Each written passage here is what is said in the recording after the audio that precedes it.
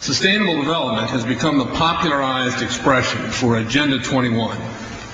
Agenda 21 is the 1992 United Nations Rio Declaration on the Environment and Development. It is the agenda for the 21st century you're living in today. For a brave new world where everything that you cherished and held true will no longer exist. Agenda 21 defines itself as the comprehensive plan of action to be taken globally, nationally, and locally by organizations of the United Nations systems. It also elevates nature above man. And it contains something called the precautionary principle, where basically you're guilty until you're proven innocent. Sustainable development is the philosophy designed to bring human beings across the globe under the full control of a narrow human elite. It's a 40-chapter document to basically control the world. It's based entirely on socialist control mechanisms. Sustainable developers have designed a global movement coordinated through a global to local action plan to create world government in accordance with certain objectives. These objectives include an end to national sovereignty, the abolition of private property, the restructure of the family unit, and increasing limitations and restrictions on mobility and individual opportunity. The green goal includes the listings of what's not sustainable. A couple of the examples include private property. 728 lists fossil fuels. Golf courses and ski lodges are not. Consumerism. Irrigation is not sustainable. Paved roads. Commercial agriculture. Herbicides, pesticides. Elsewhere, it lists farmlands, pastures, grazing of livestock. And the family unit. The focus of sustainable development is the abolition of private property, societal undermining of the family, and abandonment of the constitutional protection of unalienable rights as described in the Declaration of Independence. You see, I sat on the Santa Cruz Agenda 21 committees. Now, this was a lot of crazy ideas. This was back in the mid-90s. Crazy ideas I heard. Mother Earth's surface wasn't to be scratched. Human beings were to be concentrated into human settlement zones. Educational systems were to focus on the environment as the central organizing principle. All aspects of life were covered. Well, I went to these committees at the request of some people who told me that I needed to understand what was going on, and I came back and I said, this is craziness. This is so silly. It has no chance of having any effect on our society. Well, I was wrong. The United States government's support for sustainable development, Agenda 21, is very clear. In 1992, while the Rio Conference was going on, George Bush, then president, was there where he executed the Agenda 21 protocols on behalf of the United States and brought it back to Washington, D.C. Within a year, Bill Clinton, by executive order, no congressional review, established the President's Council for Sustainable Development. In Santa Cruz, we've got a 2-lane freeway system. We need 4, but what we're getting is hundreds of millions of dollars of federal money to take a dilapidated rail line that Southern Pacific wants to put in the hands of somebody else so that a commuter line can be built along the railroad track. That'll be followed by 14-story buildings where people will live and stack them and pack them units, where developers, or so-called sustainable developers, will build these high-rises with federal dollars. In fact, Santa Cruz has received a $300 million federal grant to build the first 3,000 of these stack them and pack them units. The County Board of Supervisors has said, if you are a sustainable developer, you're immune from any construction defect liability. It's a partnership between selected developers building this new world order and the government using the American taxpayer dollars in order to do it. This is a map of the Wildlands Project. To explain the map, the red are areas that are to be off limits to human beings. No resource development, no human activity. If you live there, you won't. The yellow areas are the areas for major control of all human activity. If you live there, you won't. The black areas, the black dots, are the smart growth zones. That's where human beings are to be stacked and packed in small living units along rail tracks. The Smart Growth Program ultimately has jobs assigned and children cared for by the state. The question has been asked many times how the people who are perpetrating these things expect to do this and make it last. And the answer to that is that you steal a generation of children and you indoctrinate them so that they accept these ideas and they become global citizens in the coming global village. UNESCO came out and declared 2005 to 2015 the decade of education for sustainable development. But they go on to say that it will encompass the 40 chapters of Agenda 21. That is your federal national curriculum. The entire purpose of second grade social studies is to transfer loyalty from the family to the government and teach them about sustainable economic consumption. Students construct their own understandings of reality and realize that objective reality is not knowable. So why bother? The truth is, the truth which keep men free is being suppressed in order to prop up the attitude training agenda. And it moves on. This is our new math called connected mathematics. Standard 3 tells us that students learn that mathematics is man-made, that it is arbitrary, and good solutions are arrived at by consensus. Most of us assume 2 plus 2 is always going to equal 4. You're wrong. We might reach a new consensus. How well does it work? Well, they tell you in the teacher's guide in the back, it tells us that because the curriculum doesn't emphasize arithmetic computations done by hand, some students may not do as well on tests assessing computational skills. We believe such a trade-off in the favor of CMP is very much to the student's advantage in the world of work. Our children are mathematically illiterate on purpose. How do I know on purpose? Why isn't this just a basic bad idea? Because the Sustainable Development Plan tells us so. Generally, more highly educated people who have higher incomes consume more resources than poorly educated people who tend to have lower incomes. In this case, more education increases the threat to sustainability. Charlotte Iserby, I owe you an apology. I did not believe for the longest time it was a deliberate dumbing down. I thought the dumbing down was a natural consequence of a bad idea. Folks, it's deliberate. It's deliberate. The sustainable globalist goal is the orchestration of a planned fall of American principles, values, and lifestyles. The effect on the average American will be devastating. With modernizing technology, the ordinary person will live without independence, privacy, or substantive rights. Another press conference that I attended was the ICLE group, the International Committee for Local Environmental Initiatives. It helps in the implementation of Agenda 21 in all of our local communities. And one of the speakers was a Harvey Reuven, who happens to be the vice chair of ICLE.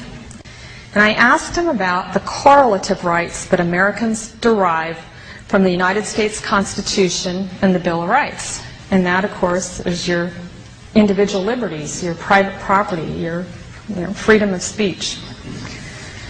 Asked about it clashing with Agenda 21. And you know what his response was? Individual rights must take a back seat to the collective. That was signed by 19,000 professionals and scientists who don't agree with the idea that we are causing climate change. I can't tell you how many calls I've received from parents saying their kids are now being shown an inconvenient truth completely unchallenged, not just in science class, but in art and math classes. I have to speak out and say that the science we have is still incomplete. and the science we're being told by the IPCC is really incorrect science. Global warming, paradoxically, causes not only more flooding, but also more drought.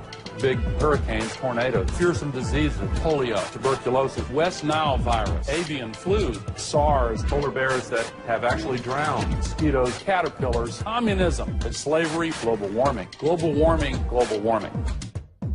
Aurelia Pecci, who actually created the Club of Rome and is the inner circle of the global elitists, in 1991 stated that while searching for a new enemy to unite us, we came up with the idea that pollution, the threat of global warming, and the like would fit the bill.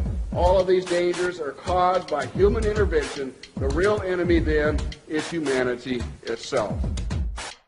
To put this to you bluntly, global warming is a complete fallacy. Al Gore received the Grammy and the Nobel Peace Prize for a film that is filled with holes and mistruths. Ice cores taken 2,000 meters below the surface have enabled us to look at the last 160,000 years. We believe that in Greenland, the medieval warm period was about 1.5 degrees warmer on average than today. And they also show consistently warmer temperatures thousands of years ago before man-made greenhouse gases existed. Approach our time, we can see that in the period between 4,000 years ago and back to the period 2,000 years ago, which is actually the Roman age, the temperatures have been decreasing in Greenland by 2.5 degrees. Al Gore is made out to be a revolutionary figure attempting to save the planet, which is quite true. He just doesn't mention the fact that saving the Earth doesn't involve you. According to his agenda, it will result in massive land repossession and extreme limitations on food and water and fossil fuels for the public. And please note that Al Gore is a sustainable developer. The global warming lie is very popular today because it receives major media coverage and has an attractively titled goal of saving the planet. But how does this tie in with Agenda 21? The result of the 1992 Earth Summit Conference in Rio de Janeiro was the Kyoto Treaty. The Kyoto Treaty states that every country must drastically reduce the use of fossil fuels by mandate of the United Nations. Concentrations of greenhouse gases in the atmosphere are at their highest levels in more than 200,000 years. If the trend does not change, scientists expect the seas to rise 2 feet or more over the next century. Island chains such as the Maldives will disappear from the map unless we reverse the predictions. Thank you very much. And as of June 2007, 172 nations and other government entities have ratified the treaty. And if you were wondering how this ties into putting the Earth's priority above human survival in accordance with pagan beliefs, every country's deadline for the implementation of Agenda 21 and the Kyoto Treaty is in 2012.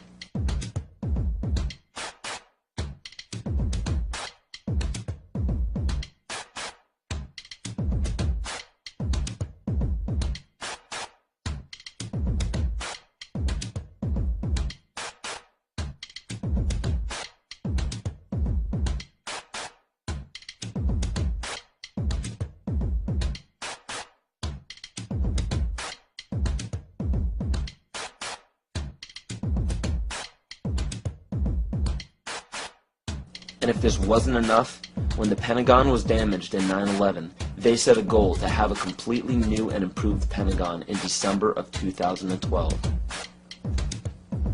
So Codex Alimentarius goes into effect at the end of 2009, which gives it 3 years for the Codex regulations on food to create billions of preventable diseases and deaths. When citizens of every nation are dying of starvation and diseases and fear for their lives because of global warming and major catastrophes, they will do what the public has been proven to do in times of great peril. They will beg for their government to step in and do something. How are they going to get you to join the new economy? They're going to say, we have a solution. You see, one of the tricks of the Illuminati is they create a problem and then they provide the solution when you beg them to. And pray tell, what will the United Nations suggest when there's a global problem? They will demand a global government, a new world order, exactly as the Maya, Hopi, Kali Yuga, and many other pagan civilizations prophesized.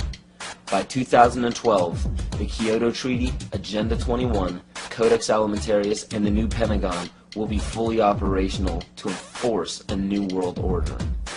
And the new world religion is obvious. We will all worship the earth, Gaia, the mother goddess we saved from extinction from global warming. We will be told that to keep from repeating the mistakes that we made in the past, we must hold the earth in higher regard than humans, just as pagan traditions require. This is too obvious to ignore. It is right in front of our faces, and yet we still refuse to see it. I guarantee you that by 2012 there will be a World War III, but it will not be between nations. It will be us and them. They know this. Why do you think the UN is consistently trying to disarm the public and the nations? They don't want us to be capable of fighting back. The proof of this is in the film released by the UN called Armed to the Teeth, where it demonizes gun ownership. It is also shown in the Freedom from War policy put in place by JFK in 1961. President John Kennedy went to the United Nations, September 1961, and he presented the United States Program for General and Complete Disarmament in a Peaceful World during a speech, and he said, this is the official program of the United States of America. It's a disarmament program. It calls for the United States to turn over its military to the United Nations. Now, let that sit for a second. It calls for the United States to turn over its military to the United Nations. The program ends by saying progressive controlled disarmament would proceed to a point where no state would have the military power to challenge the progressively strengthened UN peace force. The UN would have all military power. This policy outlines some pretty scary scenarios when you understand what it reads. It calls for the disbanding of all national armed forces and the prohibition of their reestablishment in any form whatsoever other than those required to preserve internal order and for contributions to a United Nations peace force. This clearly shows that the UN is calling for all military power to be under their control. Inspection and verification must establish both that nations carry out scheduled limitation or reductions and that they do not retain armed forces and armaments in excess of those permitted at any stage of the disarmament process. Strategic delivery vehicles will be reduced. Arms and armed forces will be reduced. And all the while, UN peacekeeping powers would be strengthened. A UN Peace Observation Group would be available to investigate any situation which might constitute a threat to or a breach of the peace. Establishing of a permanent international peace force within the United Nations, and depending on the findings of an experts commission, a halt in the production of chemical, bacteriological, and radiological weapons, and a reduction of the existing stocks or their conversion to peaceful uses. Peaceful uses of biological, chemical, and radiological weapons? Do you see how they are perverting the word peace and making this policy sound unilaterally good? There is no other way to read this publication. It clearly states that all nations will hand over their military forces to a global United Nations military.